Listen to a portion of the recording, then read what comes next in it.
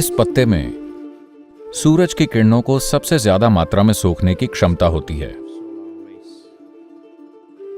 अगर आप इसे पानी पर रखते हैं तो इसका तना हमेशा उत्तर की ओर होगा।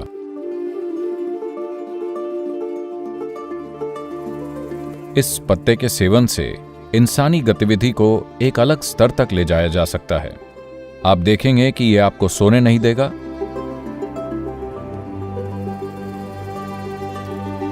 इसका तना इतना संवेदनशील होता है कि यह बोध का स्रोत बन जाता है।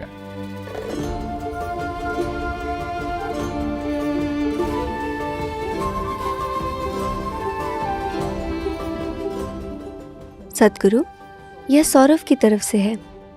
वो जानना चाहते हैं कि देवी को चढ़ाए जाने वाले पान के पत्तों का क्या महत्व है। तो इसका मतलब है कि आपने उसे खाया नहीं। आप जानते हैं, लोग पान के पत्ते पर कालिख देखकर भविष्य बता देते हैं या पढ़ लेते हैं।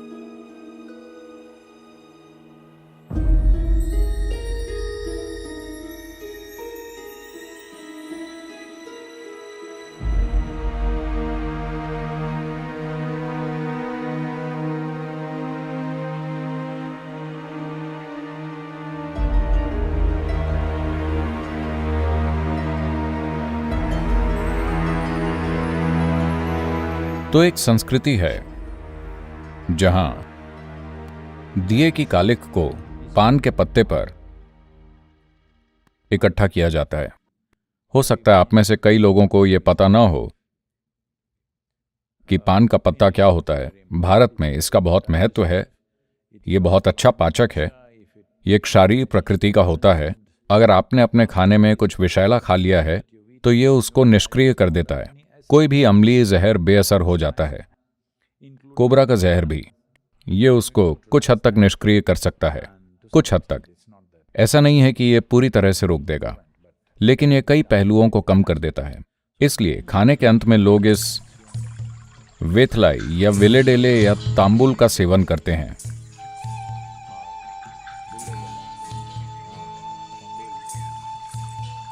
मार्शल संस्कृति में अगर कोई तमालपाकू उठाता है तो इसका मतलब है कि वो एक जोखिम भरा कदम उठा रहा है। वो दुश्मन का डट कर सामना करने को तैयार है। ये एक आत्मघाती मिशन की तरह होता है। आज आधुनिक शहर में, भारत के शहरी इलाकों में क्राइम गैंग वाले इसे सुपारी कहते हैं। इसका मतलब है, मैंने तुम्हारे ऊपर सुपारी ली है, मतलब मैं आकर तुम्हें मारने वाला हूं।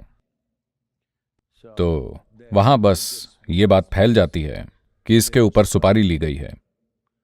जो भी इसे मारेगा उसे सुपारी मिलेगी, बेशक इसकी कीमत होगी।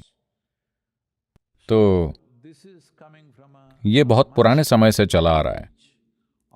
अगर मैं तांबुल उठाता हूं, इसका मतलब मैं एक आत्मघाती मिशन के लिए तैयार हूं।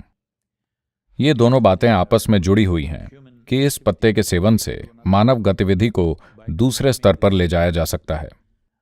और ये पत्ता तभी काम करता है जब इसका तना कम से कम 1 इंच का हो। अगर आप इसे ज्यादा पास से काट देते हैं तो इसमें वो बात नहीं रहती। ये पत्ता, मुझे पता है कि लगभग किसी भी पत्ते का इस्तेमाल किया जा सकता है, लेकिन ये विशेष पत्ता, अगर आप इसे पानी पर रखते हैं तो इसका तना हमेशा उत्तर की ओर रहेगा। आप ये जानते हैं, अगर आप इसे पानी में, शांत पानी में डालते हैं तो यह स्वाभाविक रूप से इस ओर मुड़ जाएगा और उत्तर की ओर इशारा करेगा। इसलिए अगर आप जंगल में खो गए हैं और आपके पास एक पान का पत्ता है तो आप इसे वहां पानी में डाल दें। यह आपको दिखाता है कि उत्तर किस ओर है। एक बार आप उत्तर दिशा जान गए तो बाकी सभी दिशाएं आप जान लेंगे, मुझे उम्मीद है। पान का पत्ता और बोध आपस में जुड़े हुए हैं क्योंकि ये एक न्यूरोलॉजिकल उत्तेजक, बल्कि तंत्रिका उत्तेजक है। अगर आप इसका सेवन करते हैं तो आपकी नसें हल्की इस तरह हो जाएंगी, तो आपकी न्यूरोलॉजिकल जटिलता और न्यूरोलॉजिकल गतिविधि और आपका बोध सीधी तरह संबंधित हैं। किसी भी दूसरे प्राणी की तुलना में एक इंसान चीजों को समझने में ज्यादा सूक्ष्म इसीलिए होता है क्योंकि हमारे पास सबसे जटिल न्यूरोलॉजिकल सिस्टम है।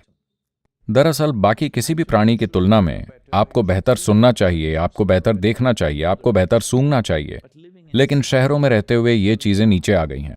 अगर आप प्रकृति में रहते होते तो ये चीजें बहुत ही सतर्क होती।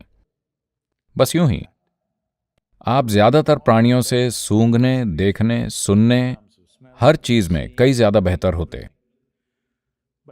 मगर ये नीचे आ गई हैं क्योंकि शहरी समाज में रहने पर देखने वाली, सुनने वाली और सूंघने वाली सभी क्षमताओं पर बहुत ज्यादा प्रभाव पड़ता है। उस वजह से ये एक तरह से कम होती चली गईं।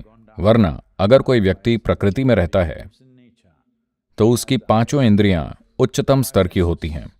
क्योंकि हमारे पास सबसे जटिल न्यूरोलॉजिकल सिस्टम है, उस पर थोड़े से उछाल से आप स्वाभाविक ही समझने लगते हैं। इसलिए बोध के लिए जो भी उपकरण इस्तेमाल किए जाते हैं उनमें हमेशा एक पान का पत्ता होता है। वेथलाई निश्चित ही वहां होगा। इसलिए देवी, हनुमान और कई दूसरे देवी देवताओं को हमेशा इस विशेष पत्ते से ढका जाता है और फिर इस पत्ते का इस्तेमाल किया जाता है। देखिए, कोई भी चीज जब किसी को छूती है तो वो एक छाप छोड़ती है। अभी आप यहां बैठे हैं, अगर हम आपके जाने के बाद आपके कुत्ते को लाते हैं तो उसे पता होगा कि आप कहां बैठे थे, हाँ या ना? नहीं, मैं ये नहीं कह रहा कि आप इतने बदबूदार हैं, लेकिन कुत्ता पता लगा लेगा, है ना? आप कहां बैठे थे वो भ्रमित नहीं होगा, उसे पता चल जाएगा कि आप कहां बैठे थे। इसका मतलब है कि कुछ आपने छोड़ा है। इसलिए किसी भी संपर्क में आप हमेशा कुछ छोड़ते और कुछ लेते हैं। इसे ही हम ऋणानुबंध कहते हैं।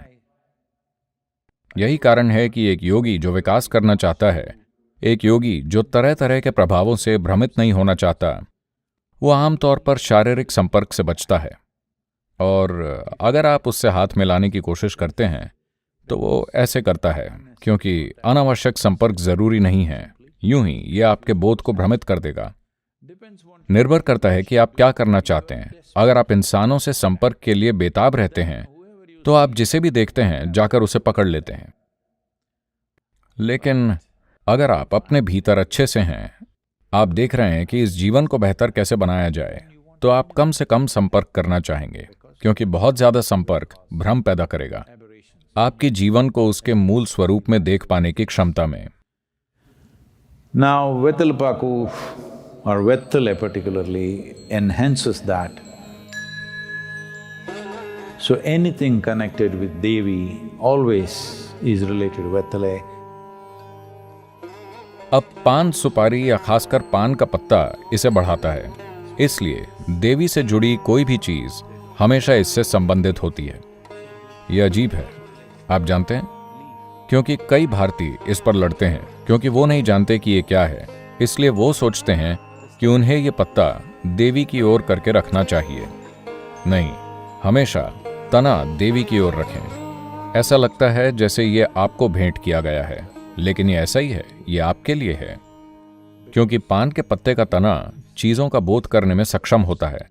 सुपारी यानी बीटल और इस पत्ते का इस्तेमाल एक साथ किया जाता है, इसलिए अंग्रेज इसे बीटल लीफ कहने लगे। ये बीटल लीफ नहीं, ये पान का पत्ता है, सुपारी अलग है।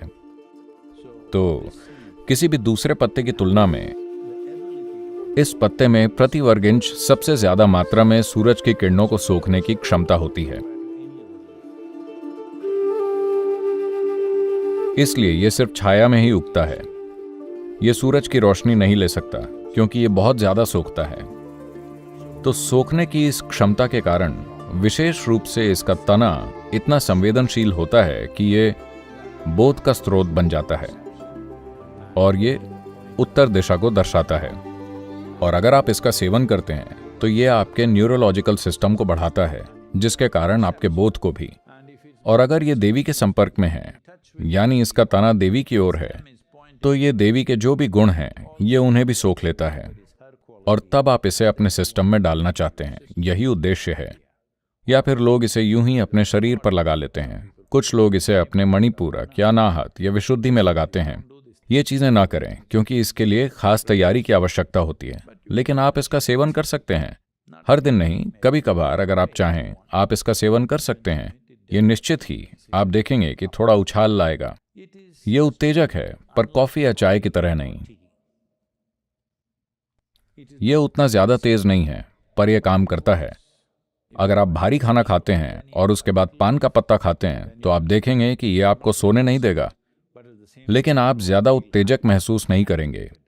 न्यूरोलॉजिकल सिस्टम में हल्की सक्रियता आती है, तो इसका उपयोग लंबे समय से किया जा रहा है। और पान के पत्ते की यह भी एक परंपरा है, इसे कभी भी लंबाई में नहीं फाड़ना चाहिए, क्योंकि पान के पत्ते की रीढ़ बहुत महत्वपूर्ण होती है। आपको इसे लंबाई में नहीं फाड़ना चाहिए। अगर आप इसे बांटना चाहते हैं, अगर आपका पत्ता इस तरह है तो आपको इसे इस तरह से काटना चाहिए, लेकिन इसे इस तरह कभी ना काटें। तो इसे दर्शाने के लिए हमारे यहाँ एक कहानी है। जरासंध नाम का एक राजा था। जरासंध बहुत शक्तिशाली था और उसने कठोरता से शासन किया। वो भारत के पूर्वी हिस्से में था। उसकी अपने राज्य को चारों ओर फैलाने की महत्वाकांक्षा थी। तो कृष्ण नहीं चाहते थे कि ऐसा हो।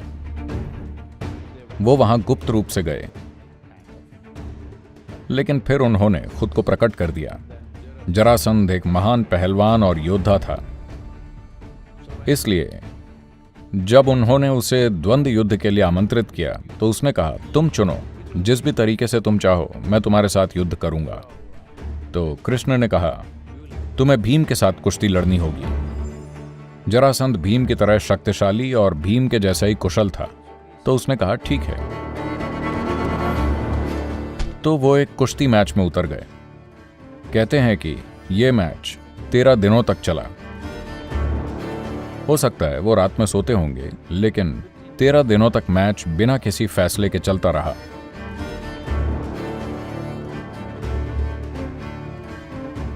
दोनों पूरी तरह थक गए थे।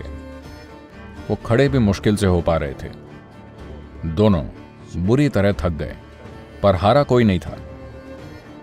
कृष्ण वहीं बैठे रहे और जरासंध को देखते रहे। जो भी करो, यह आदमी मरता ही नहीं, ये क्या है? उन्होंने इस पर गौर किया। तब उन्होंने देखा कि उसे वरदान मिला हुआ है, जब तक उसके 2 टुकड़े न किए जाएं, वो नहीं मरेगा। तो कृष्ण वहां बैठकर पान और सुपारी खा रहे थे। उन्होंने एक पान का पत्ता उठाया। एकदम चिड़चिड़ाहट के साथ भीम ने उनकी तरफ देखा। मैं करूं तो करूं क्या, मैं थक चुका हूं, यह बंदा मरता ही नहीं, पर मैं हार नहीं मानूंगा। यह चलता ही जा रहा है, क्या करना चाहिए? कृष्ण ने पान का पत्ता लिया और उसे लंबाई में चीर दिया।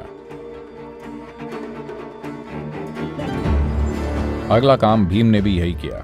उसने उसके दोनों पैरों को पकड़कर उसको चीर दिया और उसे अखाड़े के दोनों किनारों पर फेंक दिया। वो मर गया।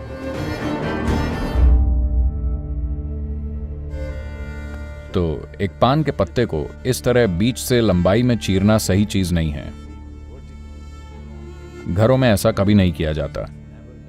अगर आप इसको शेयर करना चाहते हैं तो आप हमेशा इस तरह से आधा करें, क्योंकि शायद ये बस एक कहानी है आपको बताने के लिए, लेकिन जरूरी बात यह है कि पत्ते का सबसे महत्वपूर्ण हिस्सा रीढ़ है।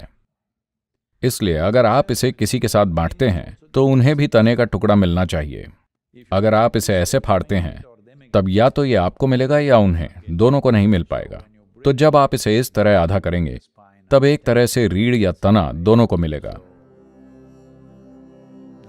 तो यही वजह है कि पान का पत्ता और देवी बहुत जुड़े हुए हैं, क्योंकि दोनों बोध के लिए हैं, दोनों ही मानवीय बोध को बढ़ाने के लिए हैं।